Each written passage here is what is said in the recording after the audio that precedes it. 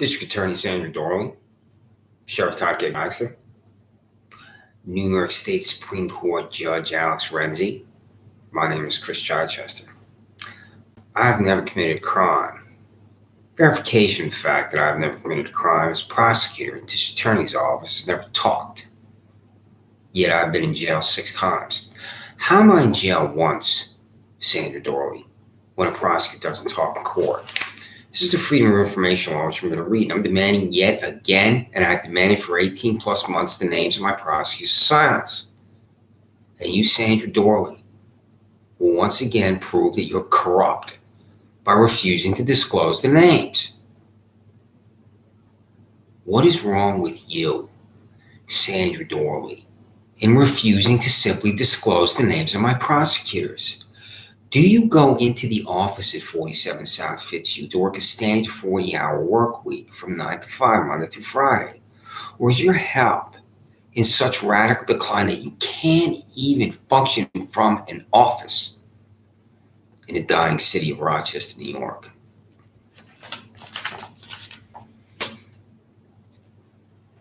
Have you, Todd Baxter, you, Sandra Doorley, you, Alex Renzi, been on North Clinton Avenue in Rochester, New York? Do you know about what's happened at the Valero gas station, where 350 times police have been called to that gas station in that area because of the crime and violence? And this includes what's happening on D Street in Bauman, which I went over to. I stood on Bauman Street, where 29-year veteran of the Rochester Police Department, Anthony Mazurkiewicz, was murdered by 21-year-old drug dealer Kelvin Vickers. I stood right there at the sign that said Bauman Street. I attached that video from an app called TikTok I'm using. Do you know what's going on in Rochester, New York? Sandra Doorley and Todd Baxter. The answer to that is no. It's not a talk question where I don't know the answer. You don't know. You are totally isolated from the daily events of Rochester, New York. And you are absolutely, completely isolated from the criminal element in this city. A gas station has to call the cops 300 times? If you, Todd Baxter, had any decency, you would go over to that gas station and you'd meet with the owner. There is a business next to it called Big Mama Rose Grocery. I think that's the name of it. I'd have to double check if, in fact, that's the name. Yes, Big Mama Groceries. And this is a store, I believe, that has been in this area for decades, and it's owned by Raheem Gaydon. And he has quotes in his story from WHAM that are heartbreaking. Quote, this is from a story. While the city cracks down on problem businesses in the area, Big Mama Groceries is setting an example. Gaydon has put up signs with messages like, quote, no loitering, quote, no drugs, indicating he will not put up a trouble at the store. More importantly, he says he spends time getting to know his customers and the neighbor. Quote, we grew up in this neighborhood all our lives, so we're no strangers to the violence, the drugs, all that nature. But the difference here is we're bringing for a change once again. Yes, it's frustrating and things like that, but we were here to make a difference.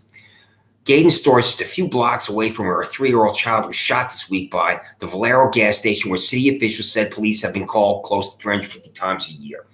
All right, so that's the graph that I was looking for. And I will switch windows sometimes, and I may not look like I'm looking in the right direction, and that's kind of odd, but YouTube has very odd elements to it. So I am trying to look at the camera and focus on my audience. And you don't know what my audience is. My audience is the United States Department of Justice. That's what I'm talking to. If you think I'm talking to you at the District Attorney's Office, Sheriff's Office, Pembroke Town Court, New York State Supreme Court, you're insane. I'm always talking to the United States Department of Justice. I just have to use your names. So, and I'm going to use your names again in reading the Freedom of Information Law. Today is October 14, 2022. Now, every single document that I'm going to read, you party-switching sociopaths, you are so sick and corrupt and obsessed with power. You don't even know what political party you're supposed to be in. I've been in one political party my whole life, just like tens of millions of Americans. You're in a political party because you have that grotesque ambition, Sandra Doorley and Todd K. Baxter. This is the return receipt that comes back. Excuse me, the card comes back. This is the return receipt I write at the post office. That's a stack. Everything I'm going to read here, you signed for. You have, and you've refused to disclose information to me. That's it right there. This is the card that comes back to me,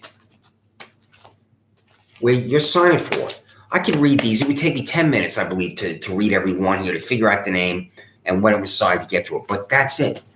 So again, everything I'm about to read on October 14, 2022, you got it, because this card came back to me. This is specifically precisely why your corrupt Sheriff Todd K. Baxter, District Attorney Sandra Doorley, and Alex Renzi. I don't know to the extent to which I can reach Renzi, because he doesn't have employees that can watch me on YouTube. I don't know if you watch me on YouTube, because I don't check the views. I only have an audience of one, and that's Merrick Garland. So, not only did I send you what I'm about to read, registered mail return receipt, I changed the vehicle I used to communicate with you. This is United Parcel Service. And this came to you, Paul Metzler, on October 3rd. On October 3rd, I demanded a list of defendants. And this is what I get back from this hack. And the other hack, James Foley Jr. $28,000 Paul C. Metzler, who's in there without a jury of 12, without a table for a defense attorney, without a table for a prosecutor, without a witness box for testimony. This little room, Sandra Doorley, is a joke. And this little room is where your 5'2", 3-piece suit boy didn't say one word as I'm delivered to jail. How am I in jail when your 5'2", 3-piece suit boy doesn't talk? And what's his name? This specifically, precisely, is why you're corrupt. I demand to know this name of this boy so I can pursue his disbarment with the Appellate Division of State Supreme Court. And you're refusing to disclose the names of my prosecutors in silence to include this boy. This is the boy that Regina Harper, the public defender's office, said to me, quote, the prosecutor's not backing down. I fail to understand the vengeance at the heart of this boy, where he doesn't even contact me. Is it immoral and unethical for an assistant district attorney to call a citizen that's going to be defending the court? The answer is no. Why hasn't your prosecutors talked to me and interviewed me and called me to 47 South Fitzhugh for an interview about these concocted crimes, about harassment second, while I'm not harassing him on the backseat of $79,000 Andrew Reality's police vehicle, criminal contempt second, which is concocted for me by $67,000 Shannon Meyer, the sheriff's office. Well, all I did is tell a man on his track, Steve Desmond, a broccoli tree in law care, nobody owns the land next to my residence. I'm not committing criminal contempt second. I'm not committing harassment second. I've never harassed anybody in my life. I was in Monroe County Jail for both concoctions. Town of Penfield. I didn't open this because this is Paul C. Metzler and James C. Mully Jr. refusing to comply with my freedom of information law, demanding a list of defendants. That's not a list of defendants. I'm demanding, a list of defendants going all the way back to John P. Lomenzo Jr. in Penfield Town Court. And that's not it. So I cannot open this because it's going to be absolute and total disgust where I'm going to approach a level of rage at these two hacks, $28,000 Paul C. Metzler and $34,000 James C. Mully Jr. And I don't want to do that to myself, but I will open this at the appropriate point. When I'm ready to contact the United States Department of Justice and the United States Attorney for Western District of Trinity Ross about you, Paul C. Metzler, and about you, James Mully Jr. So my legal eviction, my new Social Security card came in the mail because I have nothing. I had to get a new Social Security card because my landlord, Giuseppe Spano and Antonino Spano, Webster, New York, just locked the doors and locked me out, and that's a crime. And when I write the criminal complaint about these two, you, Todd, Baxter, Sandra Doorley, won't arrest my landlords from hell, Giuseppe Spano and Antonino Spano. I slept in Harris Whalen Park for 3 weeks because of these two. Not only did I have to get a new Social Security card because I have nothing.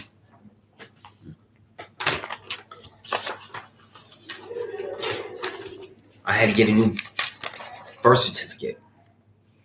Mail an application for a copy of the birth certificate. I don't even have a birth certificate, which I've explained previously. And I had to pay $30 for it too. New York State Department of Health, Bureau of Vital Records Certification Unit. I used to look at my tatted birth certificate, which was black and white, because I was born at 11:58 a.m. on July 4, 1965. And I would think about my mother, because my mother and I would talk about it, and she would tell me about that day. Lyndon Johnson was in New York City on July 4, 1965, when I was born. And my mother has no recollection of that. And when I looked up the events of what happened that day in New York City, I remember saying to my mother, did you know the President of the United States was in New York City, Mom? And this would be something that I could talk to my mother about. And it really brings joy to my heart when I think about how the President of the United States was in the city of my birth on that July 4, 1965. And I've looked up other things that happened in the city that day. And I would have the best memories when I look at my birth certificate, this tattered old black and white birth certificate. And I think about my mother, and she told me some things about what happens. I came out at 6 pounds. And I don't have that. And this is the obliteration of my life, where I don't even have my birth certificate because it's Giuseppe Spano and Antonino Spano. It requires a court order to lock a citizen out. I didn't have a lease. It still requires a court order. I've talked to the Tenant Defense Project in Rochester. I've talked to other individuals about the rent laws in New York. The protections for a tenant without a lease are different than the protections for a tenant with a lease, but I'm still protected. I'm not some target for a psychopath landlord just to lock the doors and lock me out and take everything I own to a storage locker in Webster, New York, just because I don't have a lease. And this is another example of my psychopath landlords and what they did to me, these father-son cretins, Giuseppe Spano and Antonino Spano. My sister Barbara Ann bought me a washer and dryer, an Amana washer and dryer. I believe she paid $750 for it, and they took it to the house and they put it in the basement. Giuseppe Spano and Antonino Spano, when they rented the residence I lived in for 7 years, when they walked around with the new tenant, they had to go to the basement and they had to say, words to the effect, this has a washer and dryer that they don't own and they didn't buy because my sister Barbara Stamatakis of Glenwood, Maryland bought it. You, Giuseppe Spano, you disgusting, sickening, repulsive cretins, are renting my residence with a washer and dryer you don't own. My father gave me his dresser from when he was a child in Brooklyn. My father grew up in Bushwick-Stuyvesant in Brooklyn, which is a tough neighborhood, to put it mildly. He went to Franklin K. Lane High School. He's a 1952 graduate of that high school. John Gotti is a dropout of Franklin K. Lane High School in the Bushwick-Stuyvesant section of Brooklyn. So my father gave me his dresser from when he was a child in Bushwick. And I love this dresser because I would think about my father, who is still alive. My father is 89 years old and in excellent health. He worked for the Long Island newspaper Newsday for 20 years, retired from Newsday. He was the engineer that ran the computer presses. I went to see him in Garden City. And I remember being at my dad, and he was telling me about how Charles Lindbergh took off from Roosevelt Field right near where Newsday was, and then Newsday moved to Melville. So I have that dresser. I think about my father and his distinguished career, and he worked for Grumman and General Electric before Newsday. And it would be the best memories. I do not have my father's dresser anymore. It's gone forever. And I love that dresser. When I use the phrase, a psychopath landlord, and Giuseppe Spano and Antonino Spano, this is why. I will never see my father's dresser again because all my things were taken to a storage locker. And there's my ex-girlfriend, Laura Riley, involved in my life again. My landlords called my ex-girlfriend, who contacted my sister to pay for a storage locker, where things that are in the storage locker, because I went to it with Pepper Lisiski, United States Department of Veterans Affairs, my couch is not in there, my bed's not in there, my books are in there. My landlords from hell, Giuseppe Spano and Antonino Spano, threw away my bed, my 750 books, my father's dresser, and other things too. Pardon me, my father's dresser was in the storage locker. That was not thrown out. My bed was thrown out. My books were thrown out. My couch was thrown out, and other things were thrown out. My father's dresser was in the storage locker. But I don't own anything from that storage locker, and that dresser is gone because my sister no longer paid for the storage. And my relationship with her was damaged long before that. This is what the consequences of an illegal eviction do to a citizen. All they had to do was evict me, and I would have left. I hate these two, Giuseppe Spano and Antonino Spano, with such an intensity that it's damaging my health. Application for a birth certificate. That's a reason why, where I had to pay $30 for it. I'm being helped by Amanda Westbay Rude at the United States Department of Veterans Affairs. I went down today to the Rochester Housing Authority. I walked all the way down there on East Main Street. Again, where I'm passing what I believe is absolutely are violent individuals and capable of violence because of the HUD-VASH program. Since I'm a veteran, this is for veterans. And I walked in there and they're helping me there. And I should never receive such help. I had to receive such help because of my temporary address that I'm at now. And now that I have a Social Security check, I have money now.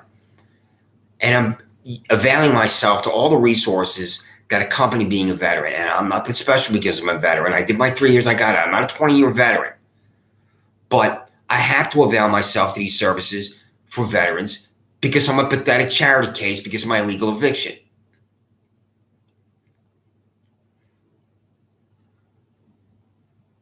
I have been helped by individuals with hearts of gold.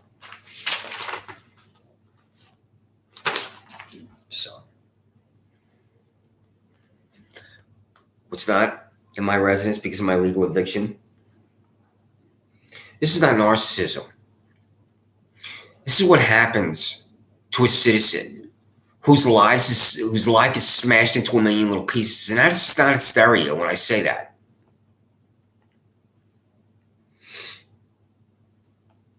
I ran this 5K at the University of Rochester called the 1 Mile Warrior Race. And I came in 7th. There's about 500 people in this race.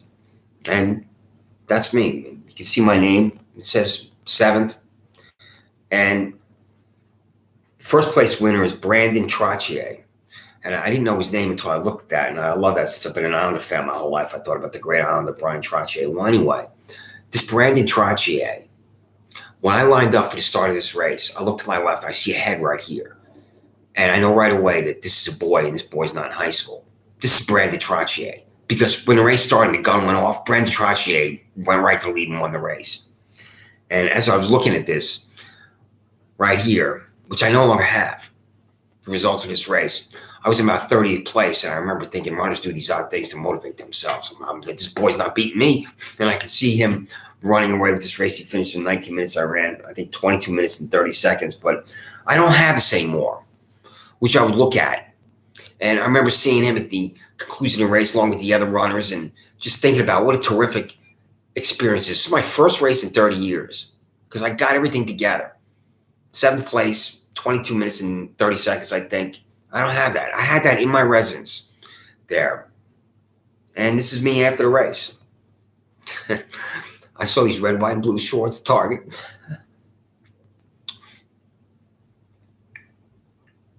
And I bought them. I thought, oh, that's so me, these red, white, and blue shorts. It's my first race in 30 years, and I emailed my friends from high school. I was on the cross-country team in high school, and the 2 years I was SUNY Fredonia, I ran on the cross-country team before I enlisted in the Army.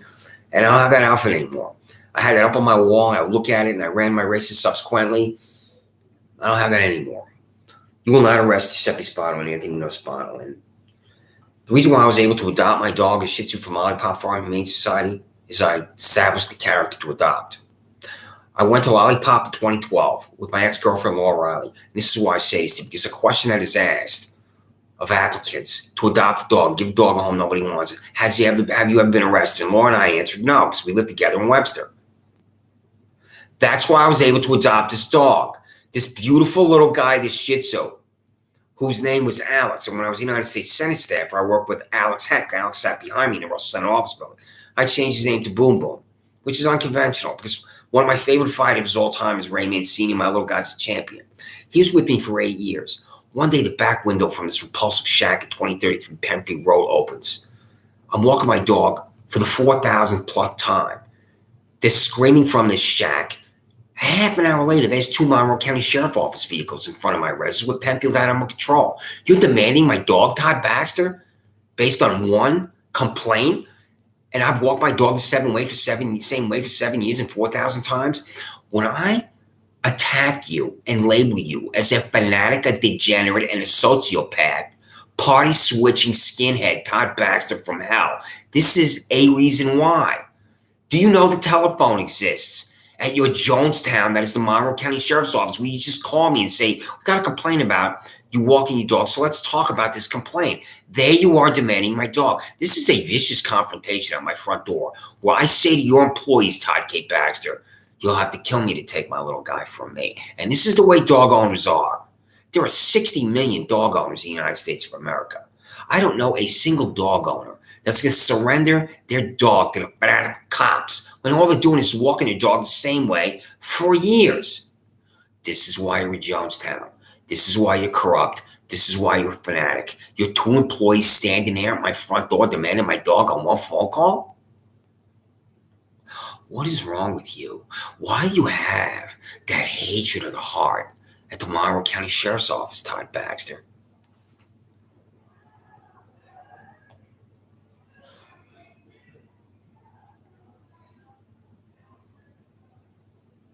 Do you know why? Do you know the answer? I pause because I want you to think about what I just said. Do you know you have that hatred of the heart? I'm going to get to a surveillance device. And when I use that phrase, your Jonestown Kool-Aid drinkers like Michael Ragland, Kathleen Miller, and Scott Alberti, and William Tadeo and his $101,000 salary, think about how can we humiliate this guy when I've already seen the images. That's a parking lot I'm going to get to. Freedom of information law. My name is Christopher Chichester. I've never committed a crime. Today is October 14, 2022. The internal disciplinary records of documentation employs the Monroe County Sheriff's Office of Sheriff Todd K. Baxter. The Sheriff Todd K. Baxter is reprimanded, terminated, disciplinary employment at the Monroe County Sheriff's Office.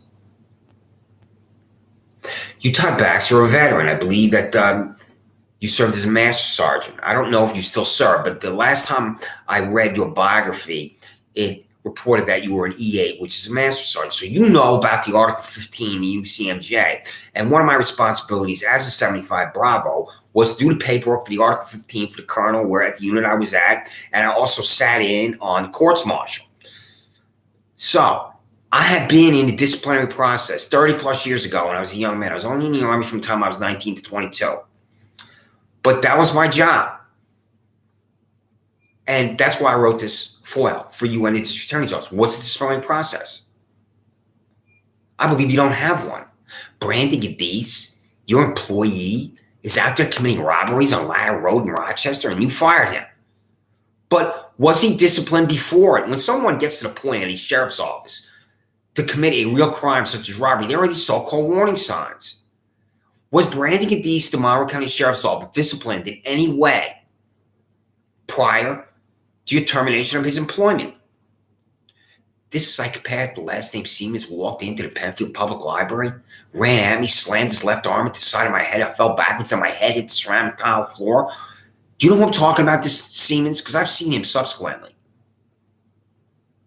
Sheriff Todd K. Baxter, will you fire Siemens in the Monroe County Sheriff's Office who violently attacked the Penfield Public Library? I do not know his first name because the payroll has been confiscated from me. I saw Siemens when you arrested me for double jeopardy on Penfield Road. Do you know what I'm talking about? I've talked about that previously too. I'm going to be on here only about double jeopardy soon. I'm not going to dwell on that now. Todd K. Baxter, your employee with the last name Siemens, violently attacked me at the Penfield Public Library. And what you're going to do about this violent attack upon me by your employee is nothing. The internal disciplinary records of documentation of employees at the Monroe County District Attorney's Office, District Attorney Sandra Doorley. That District Attorney Sandra Doorley has disciplined and reprimanded, terminated from employment at the Monroe County District Attorney's Office. I'm going to say again for you, you party switching Jonestown diva, what I've said previously. Should you fire an assistant district attorney who doesn't talk in court as the defendant is delivered to jail? How am I in jail once when a prosecutor doesn't talk in court? I've been in jail 6 times because of your prosecutor's silence, either where they appear and don't show up, such as my last appearance before Alex Renzi with 2 females behind me. They're not even to my left where I can see them. Or they don't even show up. I did not know, despite my employment for Majority Leader and Governor in Albany, that a defendant in a criminal court can be delivered to jail when a prosecutor doesn't talk, either standing there in silence or not appearing.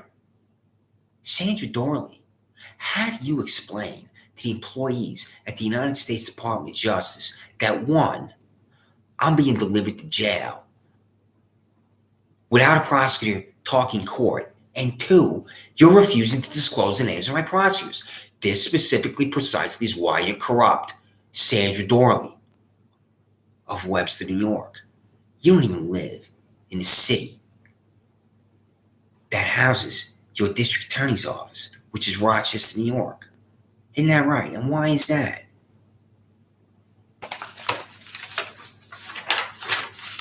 Freedom of information law.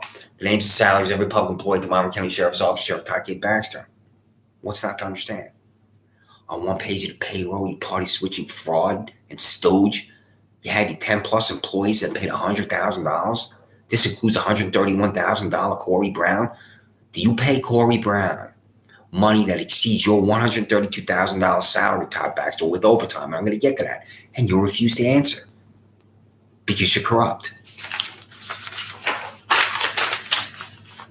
The names and salaries of every public employee at the Monmouth County District Attorney's Office, District Attorney Sandra Doorley. When I first acquired your payroll, that's when I discovered that you have your 15 employees that you pay $100,000 or more. $100,000 is not the gold standard salary that it used to be. But this is not Beverly Hills, California here in Monroe County. Sandra Doorley, how do you decide to pay your employees $100,000? Do you understand the work in the District Attorney's Office is public service? The answer is no. Total cost of overtime, time and a half per hour paid beyond base hours calculated at the Monroe County Sheriff's Office, Sheriff Todd Baxter. I'm going to change this also to include language where I want to see your top 10 overtime employees. How do you do this? Overtime, the Sheriff's Office. This is as clear as it can be. This is as basic as it can be. And you received it. You'll sign for this tomorrow about overtime. This is the document here that I will use when I contract Controller Thomas P. DiNapoli in Albany about an audit of you. And I will say specifically, the Controller DiNapoli, who works in the Alfred E. Smith building next to the New York State Capitol, that I've sentenced you for 18 months, demanding your overtime at the Sheriff's Office. And this is why you should be audited. You could be removed from office, I believe, either where you resign voluntarily or you could be removed by other means, either state legislature or even the Department of Justice. I don't know if that's possible, but I think it is. Because of what you're doing with money, Todd Baxter. Do you have an employee at the Monroe County Sheriff's Office that is paid $200,000 or more because of overtime? Can one of these $100,000 Monroe County Sheriff's Office employees exist at $200,000 with overtime? And if the answer to that question is yes, how's that not only explained to the people of Monroe County, but to the Controller Thomas P. DiNapoli? The cost of overtime, time and a half, or how paid beyond a base salary is calculated at the Monroe County District Attorney's Office, Sandra Doorley. The way for one of your assistant district attorneys to exist in corruption, where they're gouging the taxpayers of Monroe County and the state of New York, is just to sit there at the desk and say they worked a 50th hour, 60th hour, 70th hour. The way for Todd Baxter to do that is his employees can just drive around in their vehicles doing nothing, or sitting alongside Wegmans at 2157 Penfield Road doing nothing, or sitting at the corner of Pindle and East Main Street in Rochester, New York, doing nothing. They can be doing nothing in their vehicles. Your employees can be doing nothing at the district attorney's office. So what's the answer to that? How do you do overtime for your suits? Such as true superwoman Julie Hahn. I'm going to have to look at this. This is from Rochester Woman Online, where she is standing in downtown Rochester here, and she's got some kind of 1,000-yard stare going here. True superwoman Julie Hahn. How much do you earn in overtime, true superwoman Julie Hahn, is what I want to know. Do you pay Julie Hahn, in all seriousness, overtime? And I think Julie Hahn is one of your $100,000 employees at the district attorney's office. I copied you on this, Julie Hahn. I don't know if you're going to see it or read it, but do you make overtime? Are you paid overtime? And how's that done? And your answer, Julie Hahn, is I should be arrested and prosecuted for demanding how you're paid as a public employee in overtime. What is the answer not only for you, Julie Hahn, but, for example, the director of the grand jury, Michelle Crowley, who indicts me when, 1, I don't know the grand jury's convened, 2, I'm not called before the grand jury, and 3, I'm told I'm indicted by Regina Harper, the Monmouth County Public Defender, while I'm sitting on my couch in Penfield. Is there a transcript of this grand jury, Sandra? I'm going to get to that. I'm going to contact you, Michelle Crowley, even though I've contacted you repeatedly, Michelle Crowley, about this. You better have a transcript of my grand jury because of $85,000 down Benedetto Houlihan who purged himself. Do you know what I'm talking about? You should know what I'm talking about. I'm not going to dwell on that now. Michelle Crowley, there better be a transcript of the grand jury that indicted me when Houlihan purged himself before your grand jury.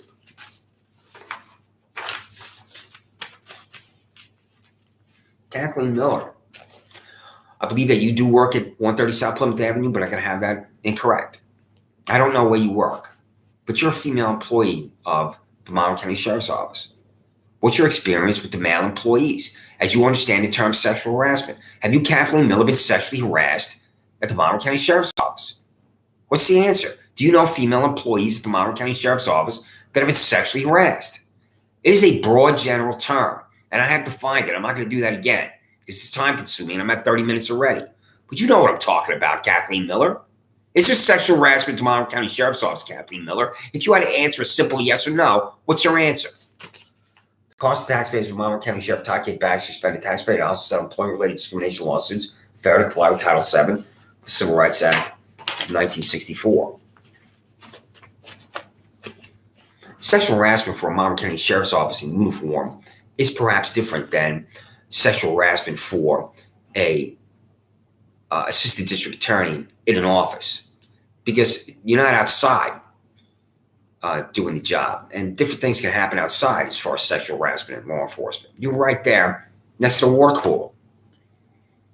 When I worked in the press office for Senate Majority Leader Ralph Perino, the water cooler was right next to where my colleague had her desk. Her name was Olivia.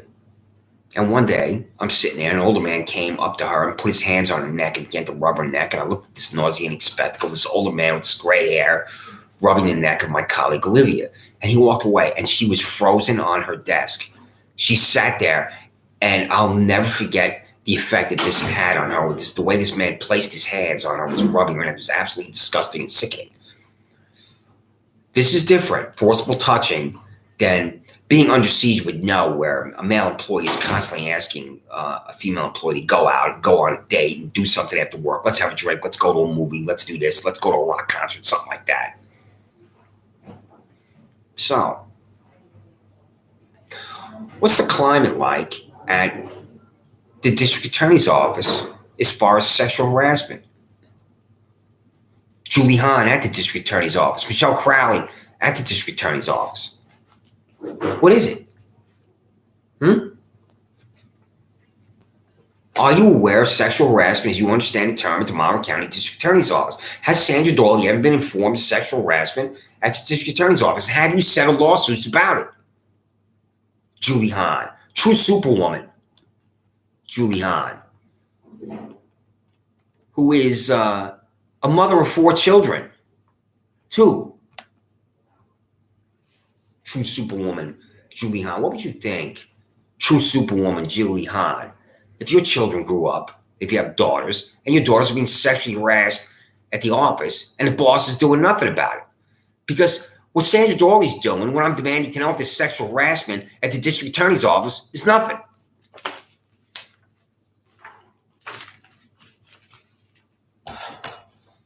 This is the lunatic fringe. This is the parking lot I'm walking through one day that I've walked through 4,000 times. And Neeraj Shah, 50-year-old man who lives with his 70-year-old mother, begins to scream at me. Now, Todd Baxter, how is it a crime to walk through a parking lot, and why did your $67,000 employee, Shannon Meyer, write a warrant for my arrest for walking through his parking lot? Because there are my neighbors walking through it right there. And what you did, Todd Baxter, is use this camera called a surveillance device upon me. That's it. I've seen the images. Just Christina Harper emailed them to me, the links. Todd Baxter, did you expend taxpayer dollars to put this camera, also called a surveillance device, on this building at 2025 Penfield Road, or was it existing technology? What's the answer to this question? You disgusting, sickening, repulsive hack from hell, Todd Baxter.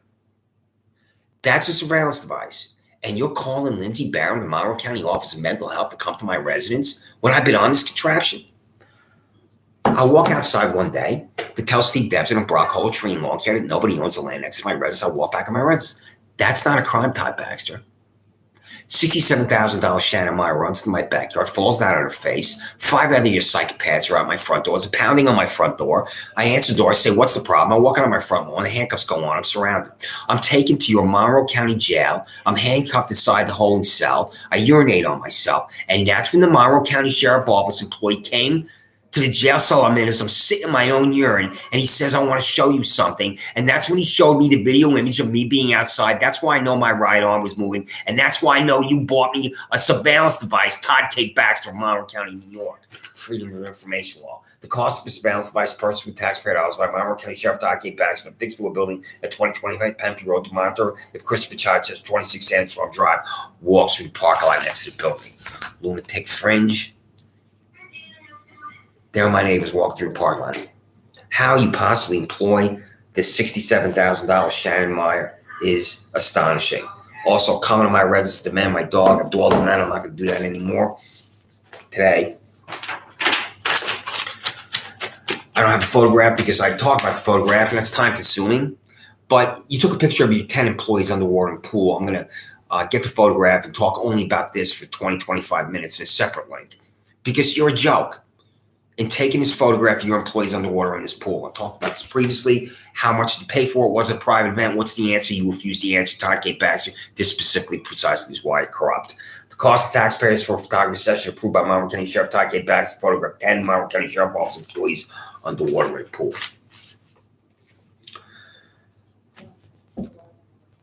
I'm going to demand all the costs of travel outside of Monroe County and travel outside the state of New York, Todd K. Baxter. Do you know why? Because you sent Ryan Fisher to Atlanta, Georgia for the Super Bowl in 2019 with his canine dog Lola. What are you doing sending your employee to Atlanta, Georgia?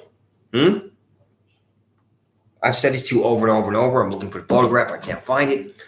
What was the cost of the hotel? What was the cost of the plane ticket? Why is Ryan Fisher in Atlanta, Georgia? You will refuse to answer why Ryan Fisher is in Atlanta, Georgia. You refuse to disclose this information. This specifically, precisely, is why you're corrupt, Sheriff Todd K. Baxter. The cost of a hotel and plane ticket for Monroe County Sheriff's Office employee Ryan Fisher to attend the Super Bowl in Atlanta, Georgia was canine dog Lola on February 3rd, 2019. Your employees are grossly overweight at that Jonestown, the Monroe County Sheriff's Office, including your 50 and 60-year-old employees that have been on the job for 25 plus years. You won't forcibly retire. You have no physical training tests whatsoever, despite the fact that police officers in every jurisdiction in the United States Department of United States of America must have the physical strength to be police officers. Don't you care about your own Monroe County Sheriff's Office employees and the fact that they have to be in shape to repel these violent criminals when they're in situations that require them to repel violent criminals? And the answer is no. Where is your compassion and your care for your own Monroe County Sheriff Office employees, Todd Baxter? And you're staring right at them. And you can see that they're 20, 30, and 40 pounds overweight. The reason why you can't force your Monroe County Sheriff Office employees to be in the required physical condition, Sheriff Todd K. Baxter, is you're overweight. What are the physical training standards or requirements of the Monroe County Sheriff's Office, Sheriff Todd K. Baxter? You have none. Michael Rather went right to the payroll and acquired the payroll. I thought he was going to be a double dipper collecting his Monroe County Sheriff Office's salary in retirement. His retirement paycheck plus the present paycheck is $0.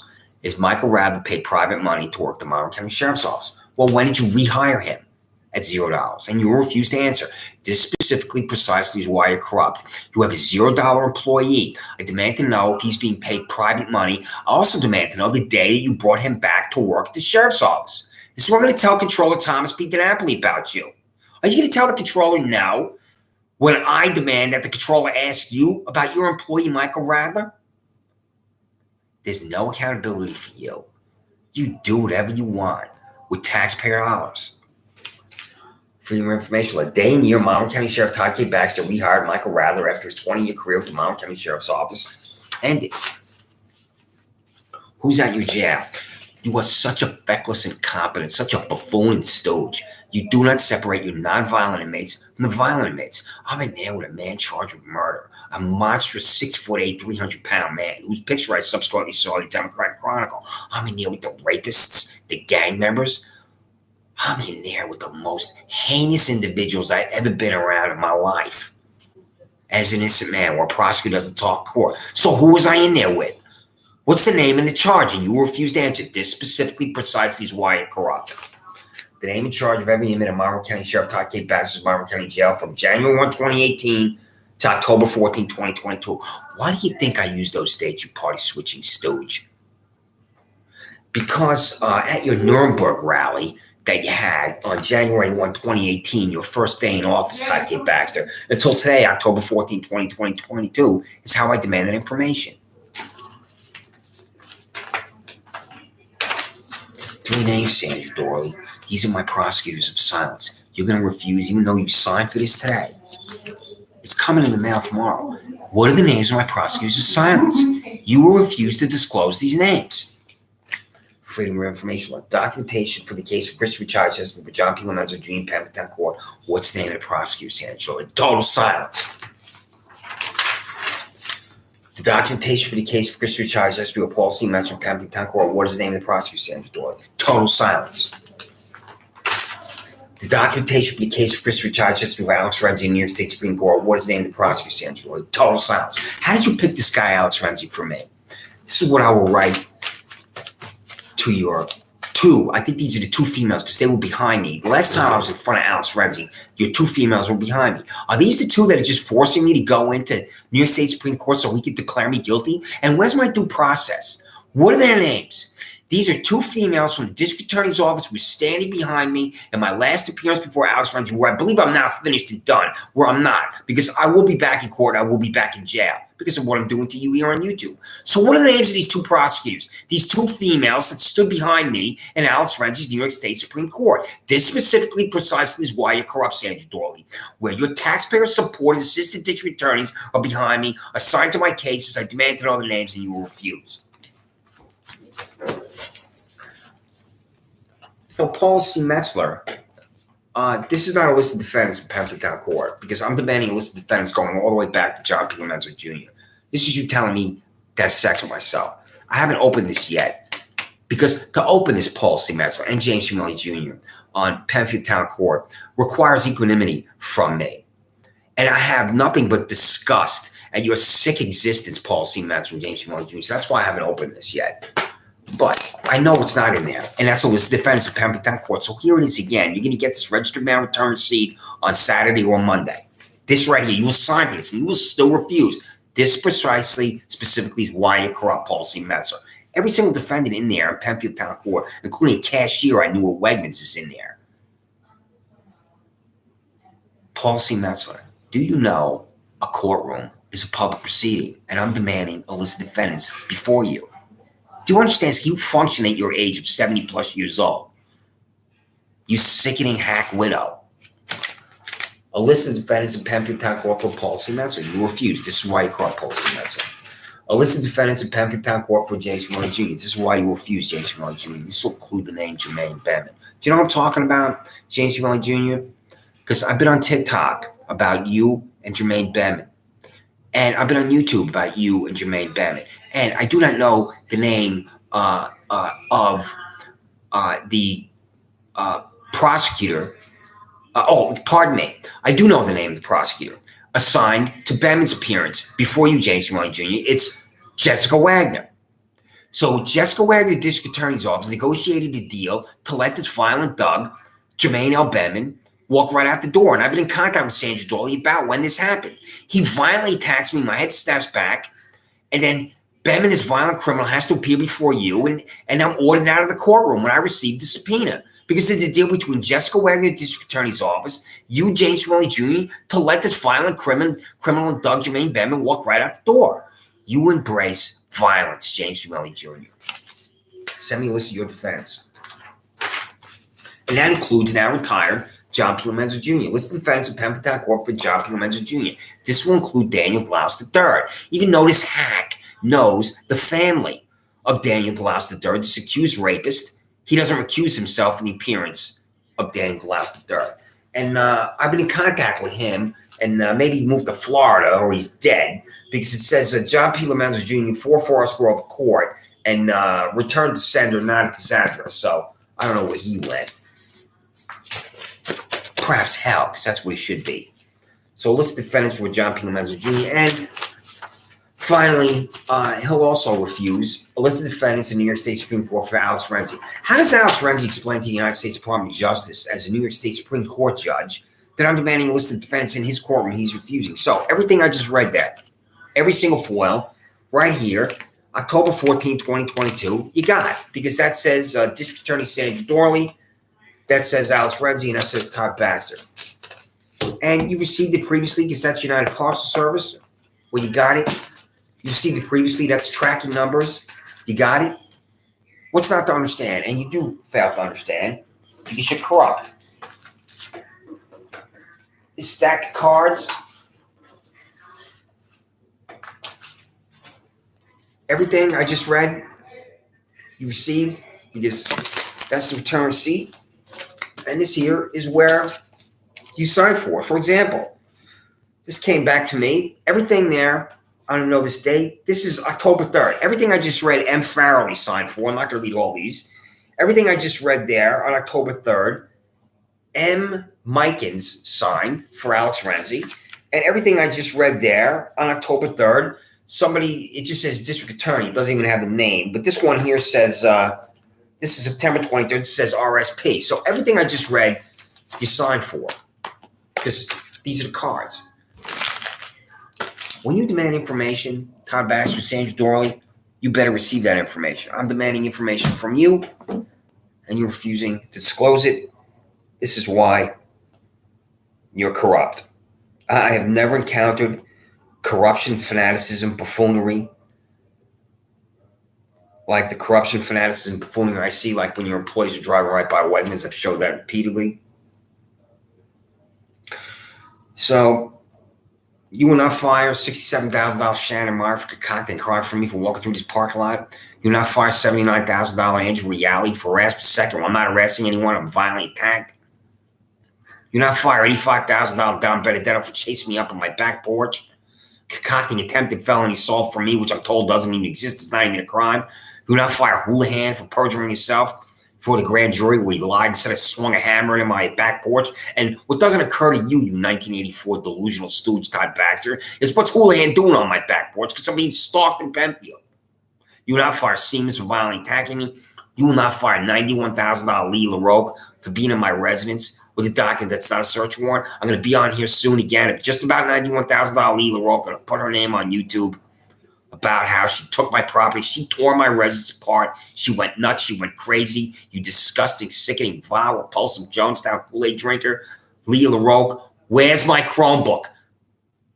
Please tell me the answer is the three best words that I can tell the United States Department of Justice, which is, I don't know. Do you really not know where my Chromebook is, Lee LaRoque? And what's the probable cause to take my Chromebook out of my residence? You, Todd K. Baxter, you, Sandra Doorley, and you, Alex Renzi, are the three most repulsive, disgusting human beings I've ever encountered in my life. My name is Christopher Chichester. I've never committed a crime.